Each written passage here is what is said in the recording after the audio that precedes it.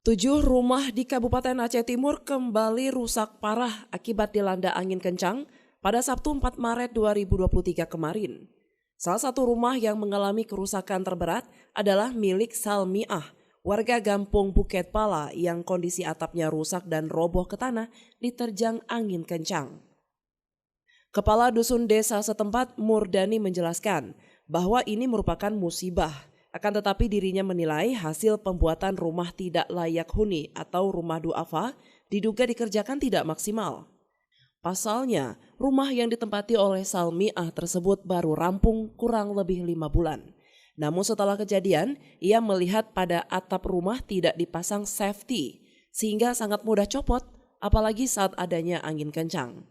Murdani meminta pemerintah dan pihak pemegang proyek rumah tersebut agar melakukan cross-check lokasi, guna melihat dan memperbaiki ulang. Hal ini dikatakan agar tidak terulang kembali kepada masyarakat lainnya. Karena ini terjadinya terangkat atap salah satu rumah ini, di situ ada istilahnya rangka baja itu nggak ditempelnya di dinding-dinding ini. Jadi safety-nya nggak ada. Jadi waktu kedatangan angin, apalagi angin puting beliung, sangat mudah terangkat atap.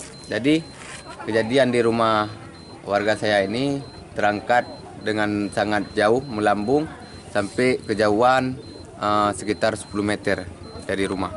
Untuk saat ini belum ada dari pihak manapun, belum ada. Yang ada cuma sukarela daripada masyarakat.